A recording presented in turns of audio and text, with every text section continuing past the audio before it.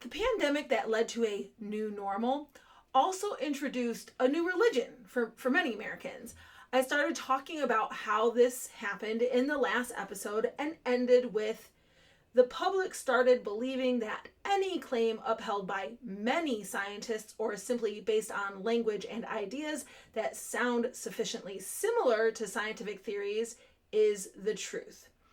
And this is where we drift away from science into scientism. Also, keep in mind that not all scientists were given the same kind of platform from which to speak. Any dissenting, shall we say, denominations were often censored or even lost their licensing, like California wants to do now. But also, which kind of science was focused on or listened to by the American public? I mean, we had the CDC, the NIH, we had Fauci, Birx, the WHO, but were we listening to virologists? Were we listening to epidemiologists? What about physicists? Like I was talking about the masks earlier, right? Or chemists, and I don't mean just pharmaceutical chemists, but real chemistry, how we interact with our environment. Did we trust doctors over environmental health specialists? I mean, why did we not pursue what we know as reliable science, like sunlight, UV lights, and air ducts, for example, because we know ultraviolet light destroys viruses? Why wasn't this something that was pursued? Why was this not brought up to the public at large? So we didn't even have free choice of which denomination of quote unquote scientism to believe in.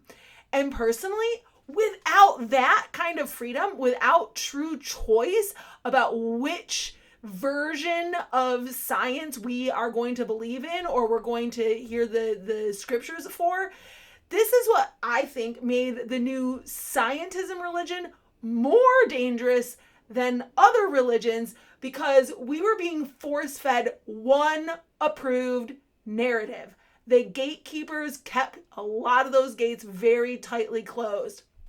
And again, it surprises me how many people did not even question it. Scientism is a belief that natural science constitutes the entire domain of truth. It asserts that because of the ability of natural sciences to advance knowledge, natural sciences are the only valid way of seeking knowledge in any field. Merriam-Webster defines it this way, quote, an exaggerated trust in the efficacy of the methods of natural science applied to all areas of investigation, as in philosophy, the social sciences, and the humanities, end quote. But again, which areas of science gets to claim all authority over all fields? So how did we get here? Evolution of science. Okay, so because I am not a self-proclaimed expert on pretty much anything, I am relying heavily on the work of Austin Hughes, and most heavily on an article he wrote in 2012. But you'll see that he lays out the evolution of science in a logical and easy way to follow that I believe I simplified even further, because that is one thing I am good at. So here goes. Evolution of science. Modern science is often described as having come from or emerged from philosophy. There were no scientists, just natural philosophers. They were philosophers regarding what they observed in nature. I could mention natural law here again, but I don't want to digress too far. Natural philosophers became the early scientists. Science started with philosophy. Philosophy was first. Then science came out of philosophy. But philosophy remained in science. Then philosophy came to be seen as an activity distinct from, but integral to, natural science, with each field addressing separate but complementary questions in order to support, correct, and or exchange missing pieces of knowledge with one another. At this point in the evolution, philosophy and science were providing knowledge and understanding to one another. Scientists had something of a philosophical bent, leaning on the question, but why? And likewise, philosophers looked to scientists to supply them with answers to their but why questions. But then we get to a point where science rejects philosophy. And that is essentially where we find ourselves now. The status of philosophy has fallen out of favor. It is not worthy to be pursued as an academic field. We have probably all heard someone laugh, "What in the world are you going to do with a degree in philosophy?" Philosophy has been downgraded as unimportant, not important, and science has been deemed vitally important to the pursuit of truth. And thus philosophy is seen as an obstacle to the pursuit of truth instead of a complement to it.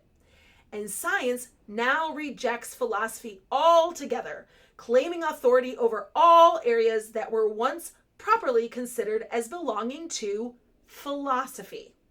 This is scientism, a belief that embraces science as the only source of truth, a belief that science is not just better than philosophy at answering the why questions, but the only means of answering all questions.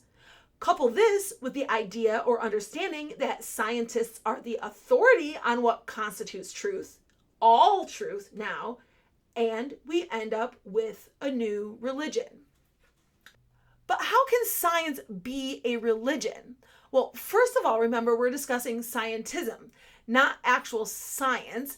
But even if scientism is not a religion, although we will see how it should be considered one in a minute, the term or that suffix ism is most often attached to ideology, whether it be communism, progressivism, liberalism, conservatism, radicalism, fundamentalism, feminism, racism, Nazism, fascism, right? It's connected to an ideology or to a belief system like Hinduism, Buddhism, Confucianism, idealism, realism, utopianism.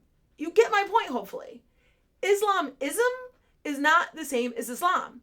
Humanitarianism is not the same as humanitarian, etc., etc. Scientism is not science. Science versus religion.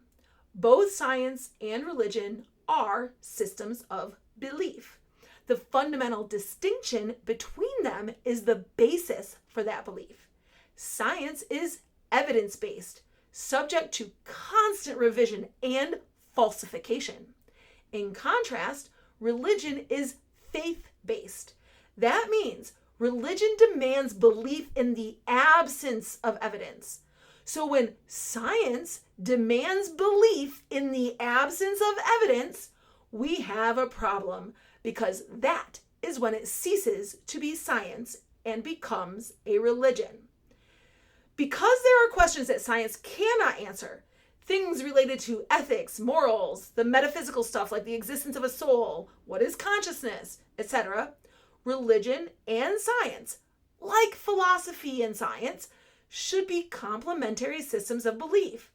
But the emergence of the new religion of scientism points to the reality that in the modern age, religion and science have been framed not as complementary to each other, but as competitors, meaning there must be a winner and a loser. And science is winning, or really has already won. We're going to see more evidence of this later, but I also want to point out that if science is a competitor with religion, and religion has lost and science has won, this opens the space up for more competitors with religion to step into that space and start attempting to answer philosophical questions from a place that has no basis, no evidence, and to vie for adherence to a belief system that has no evidence to back it up. Like, dare I say it, transgenderism? In secular societies such as the United States, where we have the separation of church and state, we separate religious beliefs from the institutions of governance. And this only serves to elevate science in its role as a system of belief. This separation adhered to by religious institutions or imposed upon doctrines of faith is not imposed on scientific institutions or doctrines of faith in science. And this is what has allowed science, scientism, to be elevated into a religion, because governance is impossible without a belief in something. For a governing system to make sense and work, the people, including the people in government, need to believe in something. And because, thanks to the pandemic, our entire society is believing in science without evidence, science becomes the new religion.